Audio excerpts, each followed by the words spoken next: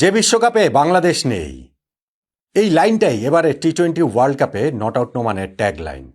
আমাদের সকল কষ্ট, সকল হাহাকার, সকল যন্ত্রণা, সকল ক্রোধ এই লাইনটার মধ্যে আছে বলেই আমি বিশ্বাস করি। যে কারণে বিশ্বকাপ উপলক্ষে আমাদের ফেসবুক পেজ, ইউটিউব চ্যানেলের যে কাভার ফটোটা, সেইখানটাতে 20 দলের 20 অধিনায়কের ছবির সঙ্গে এই লাইনটা জুড়ে দিয়েছি।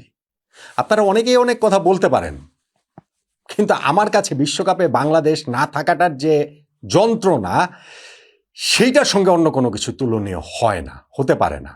বিশ্বকাপ হবে, হচ্ছে, খেলাগুলো হবে, হচ্ছে, এটা নিয়ে কথাবার্তা হবে, আলোচনা হবে, সব কিছুই করবো, কিন্তু সবসময় আমার ওই যে বাংলাদেশ যে নেই, ওইটা যেন মনে থাকে, আরো বেশি করে যেন আপনাদেরকেও মনে করিয়ে দিতে পারি, সেই জন্যই ওই ট্যাগলাইনটা ঠিক করেছি, যে বিশ্বকাপে বাংলাদেশ নেই। এখন আসুন একটা ফেভারিট র্যাঙ্কিং। ওয়ার্ল্ড কাপে তো বাংলাদেশ না থাকার কারণে অনেক কিছু এলোমেলো হয়ে গেছে, কিন্তু ঠিক আছে, বিশ্বকাপ যেহেতু, এইটার একটা ফেভারিট র্যাঙ্কিং আমরা সব টুর্নামেন্টের আগেই করি। সো এবারে বিশ্বকাপের একটা ফেভারিট র্যাঙ্কিং করি। 20টা দল অংশ নিচ্ছে, তার মধ্যে টপ 10 র্যাঙ্কিংটা করি। তার মধ্যে 1 নম্বর এবং 10 নম্বর এই দুইটা বাছাই করাটা খুব সহজ ছিল সম্ভবত। বাকি 8টাই যে কোনো কিছু হয়ে যেতে পারে, একেবারে এলোমেলো হয়ে যেতে পারে র্যাঙ্কিংয়ের হিসাব নিকাশ। আমার ফেভারিট র্যাঙ্কিংয়ের সঙ্গে আপনারটা মিলান, তারপরে তো ওয়ার্ল্ড কাপ যত সামনে এগোবে, টুর্নামেন্টের মাঝখানে আমরা আবার করব, আমরা ওইটা মিলিয়ে মিলিয়ে দেখতে থাকবো। তো আসুন, বিশ্বকাপ শুরু হওয়ার আগে নট আউট নোমানের টপ 10 ফেভারিট র্যাঙ্কিং শিরোপা জয়ের জন্য, সেটা আমার সঙ্গে আপনি একটু মিলিয়ে নিতে পারেন। পেছন থেকে শুরু করি। Number 10 Scotland.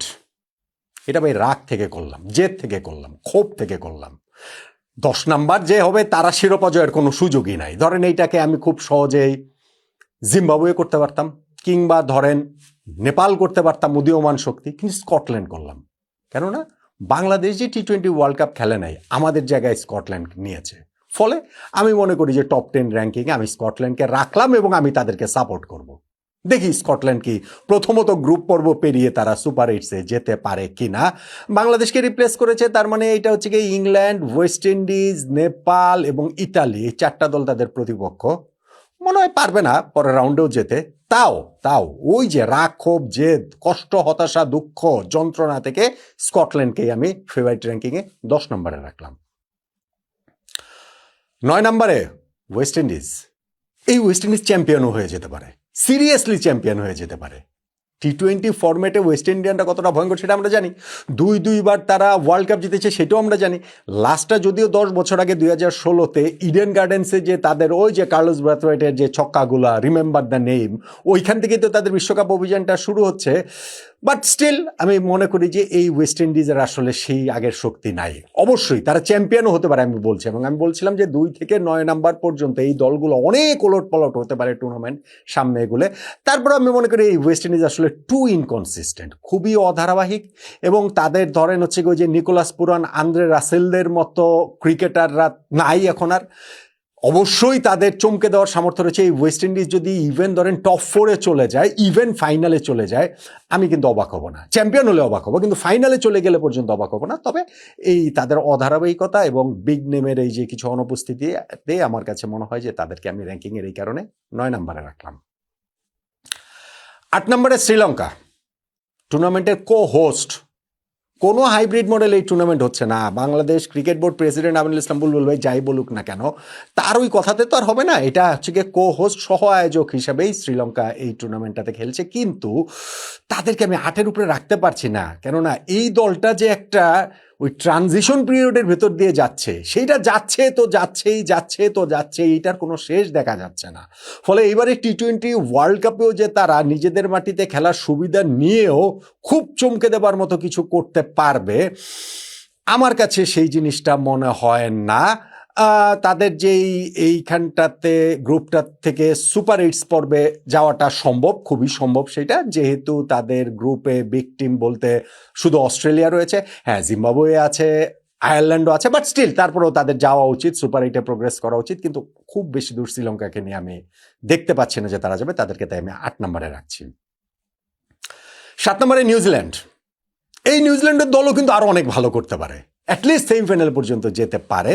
কিন্তু আসলে অন্যান্য দলগুলোর যে অবস্থা এবং হচ্ছে গিয়ে তারা যে গ্রুপটাতেও পড়েছে সেটাও একটু কনসিডারেশনে আমি নিয়েছি। তাদের গ্রুপে আছে হচ্ছে গিয়ে আপনার সাউথ আফ্রিকা আছে, আফগানিস্তান আছে। ফলে আমার কাছে মনে হচ্ছে যে এই গ্রুপ থেকে প্রোগ্রেস করে সুপার এইটসে ওঠাটাই নিউজিল্যান্ডের জন্য প্রাথমিক সাফল্য হিসেবে বিবেচিত হতে পারে।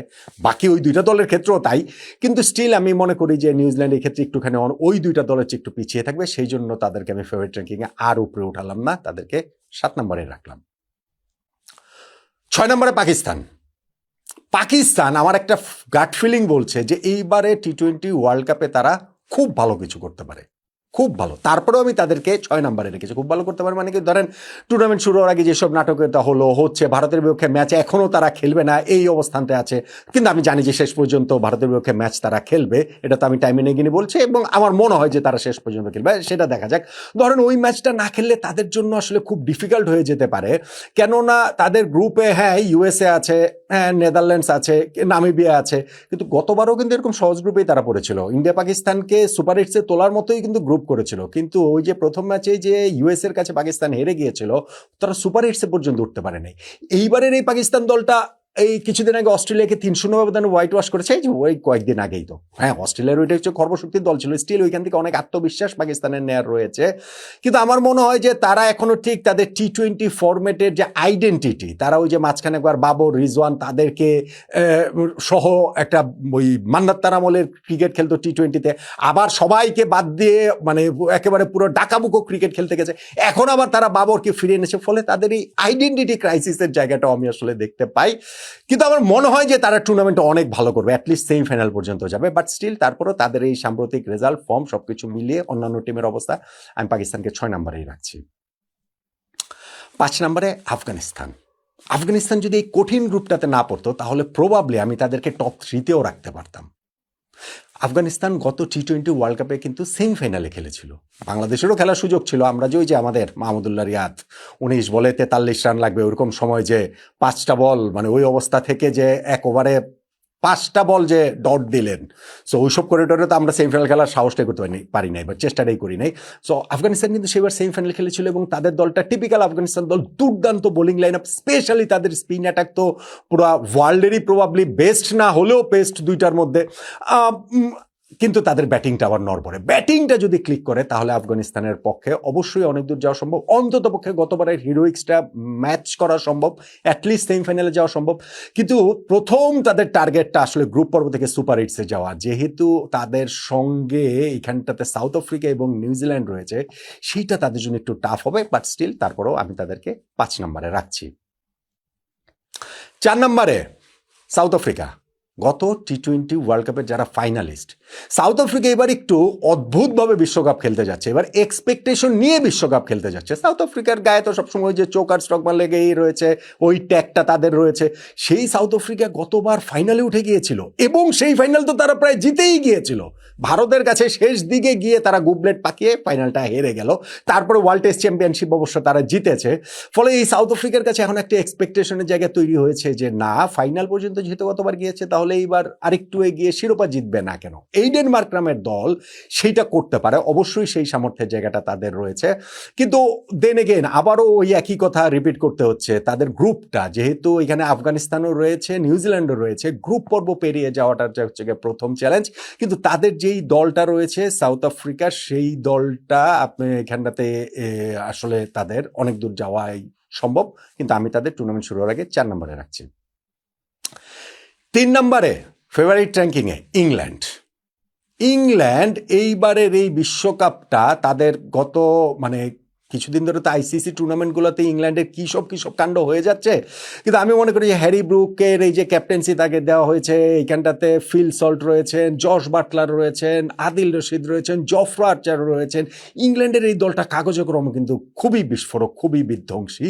এবং সেই কারণে আমার কাছে এই ইংল্যান্ডের উপরে মনে হয় যে এইবার তারা অ্যাটলিস্ট সেমিফাইনালে না গেলে সেটা একটুখানি তারা ডিসঅ্যাপয়েন্টেডই হবে, এমনকি তারা শিরোপাও জিততে পারে। ইংল্যান্ডকে তাই আমি টুর্নামেন্ট শুরুর আগে হওয়ার আগে ফেভারিট র্যাঙ্কিংয়ে 3 নম্বরে রাখছি। বিশ্বকাপ শুরু হওয়ার আগে নট আউট নোমানের ফেভারিট র্যাঙ্কিংয়ে 2 নম্বরে অস্ট্রেলিয়া।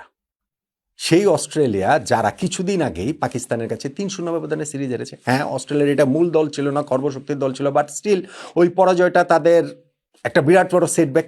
গত বছরের শেষ দিকে ভারতের কাছে টি-20 সিরিজ ঘরের মাটিতে তারা হেরে গিয়েছিল।